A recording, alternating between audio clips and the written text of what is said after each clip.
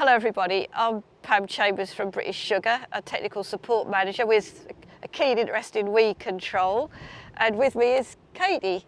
Yep, so I'm Katie and I work in the weeds team at ADAS, and we're here to talk about broadleaf control and sugar beet. Yeah, but probably just not a sugar beet, Katie. Now I've been really guilty of that, of saying, focusing on weed control and sugar beet.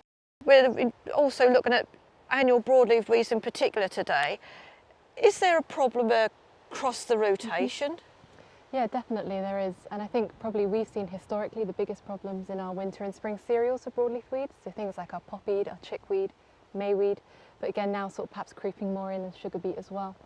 Yes, it was last year when I was walking sugar beet fields for our national crop survey that I came across situations where I didn't think weed control was as good perhaps as it should have been, and we did some work with you. Yeah, we did. So we sort of tested different populations, looking at resistance to ALS herbicides, and actually found there was increased tolerance in a few of those populations. So historically as well, we've seen lots and lots of testing for grass weeds, particularly in our winter wheat.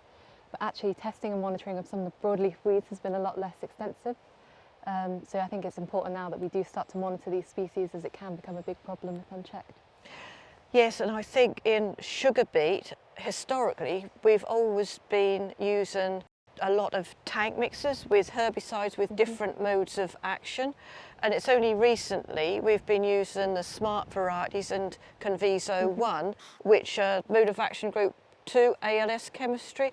So it's definitely not due to that product alone, it's probably more due to the historic use of ALS across the rotation. So if you're using sort of your SUs and things like flageolam in sort of other crops across the rotation, you may have already started selecting for that resistance. So if you're then sort of using something like Conviso, it's not the product itself, but actually you might see that historic ALS resistance emerge as a problem. So really it's quite important that we work together across the rotation, not just on sugar beet, to share information on what is actually happening, because we picked up poppies and chickweed, and then in this field here we've got cranesbill, but it's, as we said, it's not always due to resistance. It can be other factors as well. Yeah, definitely. So normally if you're kind of seeing a whole field failure of a herbicide, it tends to be due to an application problem. So was the weed at the right growth stage? Was the right dose used? What was the weather used at application? Generally, if that failure becomes a pattern, or if you're seeing big patches across the field rather than kind of a uniform failure, that'll point more to resistance. And another key thing as well is if you're seeing some species on the label that have been really well controlled, but others not, that could also point to resistance as well. So it's definitely not a point to jump to resistance, but if you are seeing those signs, then it's really important to get testing.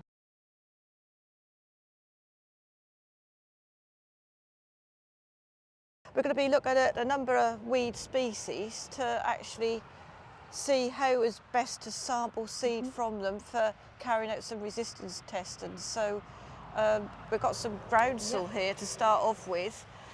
Yeah, can you sort of explain to me what we need to look for? Because there's quite a variety of growth stages on that plant at the moment. There is. So what you're looking for in groundsel at the moment is these white fluffy seed heads. So if they're still in the yellow flowering stage, it's too early for sampling. And actually these ones are probably just towards the end of flowering and actually still a little bit unripe. So once you get those big white fluffy seed heads, what you want to do is simply give them a pinch, and you should see these sort of lovely brown seeds. So they're ripe. Put them in a paper bag, zip them up, sellotape the bottom to make sure they don't fall out, and you should be good to go. How many do you think we actually need? So ideally you want between around 20 to 40 heads from different plants, and you want to go as far across the field as possible to make sure you're getting a representative sample. There's kind of no point getting all your heads off one plant. Right. So as wide of a sample as possible is best. Okay. And do they need to be sent off straight away? Or I know, I'm quite guilty of putting something in the car and then remembering it a few days later. How quick do they need to get to you at ADAS? There's no real rush on that. The main thing though is if they're wet, you do want to dry them out before packaging up and sending them, otherwise they'll sort of go mouldy in the post.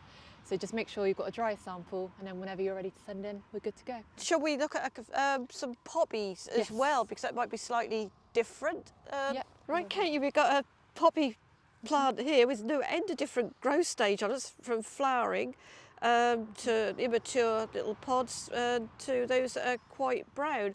Can you just go through how we would sample seed from this for sending off to you for testing? Brilliant, yeah, so what we're wanting is this sort of pod here that's sort of the grey-brown colour, so that indicates that it's ripe. And what you should see is a nice sort of ring of holes just under that cap. So simply what you do is look for these ones, chop them off, place them in a paper envelope, and all the seeds should naturally fall out the top. The key thing is that if they're still green, they're not ripe, so the seeds aren't going to germinate at that point. So it's really important to get those sort of grey-brown pods, and again, as many as you can from all across the field. I think you have produced some handouts which are available as hard copy or electronically, explaining what we've gone through today on how to sample for different seeds from a number of different plants. Yes, that's correct. So we've got groundsel and poppy, but we're also looking at chickweed, looking at mayweed, sow thistle, but we're also just interested in any more broadleaf weeds. So again, if you suspect any problems with any leaves like cranesbill, fat hen perhaps and sugar beet, you know, then get in touch and we can look at resistance testing. That's great. Right, Katie, field of sugar beet and got some what I think is dove's foot cranesbill in here that is still looking a little bit perky, more than I'd like to see it. Yes. So I thought it'd be good to do a test on it, a resistance test, just to see if it is any resistance there or whether it's something to do with timing of application or actual actives we used. So I've never actually sampled cranesbill before. Any words of advice, and can you just demonstrate the best method of collecting some seed from this? Yes, of course. So cranesbill is actually a new one for us as well, so we haven't done much resistance testing on it. But essentially what we're looking for again is these ripe seed pods, and they should have these long stalks coming out of it. But it can be quite hard to tell because there's quite a sort of quick period between them sort of being green like this and then suddenly brown like some of these other ones. So if you're unsure if they're ripe, the best bet is probably just take some scissors, cut off quite a few of these stems, which include a lot of the heads on them, pop them in, and then if you send them to us again, then we can sort of sort and make sure we get the ripe ones out of those. So that's probably the same for all broadleaf weeds. You know, if you're unsure if they're ripe, cut off as much as you can, pop them back in the envelope, and we'll go from there. We did have some rain overnight here. I was a little bit concerned this is a little bit damp, but so any comments on that at all? Is it still okay to sample? Yes, so it's still okay to sample. Ideally, you do want to dry it out before you package it up and send across. Otherwise, yeah, it can go a bit mouldy in the bag. So just sort of cut it off. If you're putting it into a container, just leave it out in the open for a few days, let it dry off, and then it should be good to send. How long is it going to take from you receiving a sample of seed to me getting results, and how do you go about that process of treating that seed? Yeah, so generally we'll start receiving seed sort of late summertime, summer into September like it is now, and it will take quite a few months to sort of grow those seeds up in the glass house, get them treated and then get them assessed later on down the line. So ultimately, if you're sending me samples now, you're probably not going to get results till about January time. Right, so that is quite a lengthy process. Now, with future developments, etc., is there going to be a quicker process available, do you think, in the near future? I think so, definitely, and that's something we're looking into at ADAS at the moment. So we're looking at molecular testing, and the idea behind this is that we can simply take leaves from plants post-application and test them in the lab for these sort of DNA mutations and see if they have resistance. And the main thing that we hope to get from this is a much quicker turnaround of results. So actually we can give growers an answer in that growing season, which can then affect their planning going forwards. So Katie, we've actually looked at a wheat stubble field and lots of poppies and groundsel in there. If I could get a result back from you or the farmer or another agronomist within 7-10 days, that in the winter or autumn, that would then allow us to make decisions on our herbicide programme in the sugar beet crop the following spring. That would be excellent. Definitely, so that's what we're working towards at the moment. And I think as well, the herbicide resistance problem is really important in sugar beet, as I'm sure you're very aware, as it's so susceptible to that early weed competition, and there is that high reliance on herbicides still. So again, yeah, that's what we're aiming for, is to kind of get this test so we can give a really rapid turnaround to growers. I think that's excellent, because using the ALS chemistry in sugar beet, that's so important for growers who have got weed beet and for other growers in other situations as well. And if they know they have got resistant weeds, that means they can then put like a pre-emergence on, which will help to control like the poppies and mayweeds and chickweeds that are not going to be susceptible to that ALS chemistry. So really look forward to that. And possibly next season, do you think 2025? I think that's when we hope to have it up and running. And I think what we also aim to do is increase the number of species we're testing. So very traditionally, broadleaf weed testing has been restricted to our poppies, mayweeds and chickweeds, and actually resistance wasn't detected till sort of the early 2000s. So what we're hoping to look is to some more problematic weed species. So I don't know if you have any ideas, thinking things like fat hen, things like groundsel, which I think we'll go and sample later.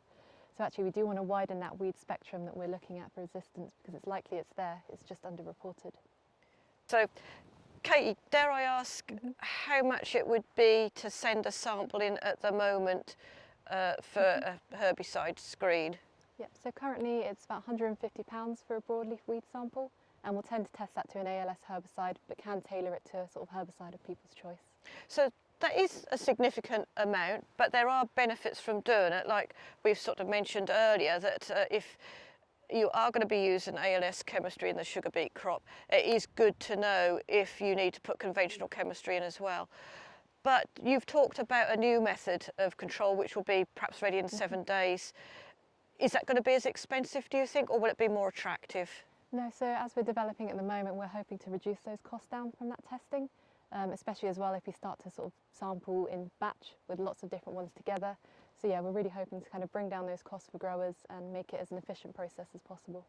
Because I think from what you're saying, we would just be taking, like I've got the crane's bill here, you would just be taking a small leaf from that, and that's all you need to do the test. So it's going to be easier for the agronomist, farmer, to submit a sample, and easier and quicker for you to do the test as well. It is, although what we're looking at the moment is possibly seeing if we can sort of put multiple leads into that same sample, because what we don't want to do is make a sample non-representative of the field. So our sort of key thing going forwards is reducing those costs, ensuring we get a sample that's representative of the entire field, and that way we hope to develop the method. So dare I say, a double figure cost rather than a treble figure cost going forward? I think we can say that. That's great. Well, thank you very much for joining me here today, Katie. It's been really great to have you in the field, and we look forward to you, British Sugar BBRO, working with ADAS going forward on just continuing to monitor what's happening with weed control in sugar beet, but also what's happening across the arable rotation as well. So thank you very much for your time today. Thank you for having me.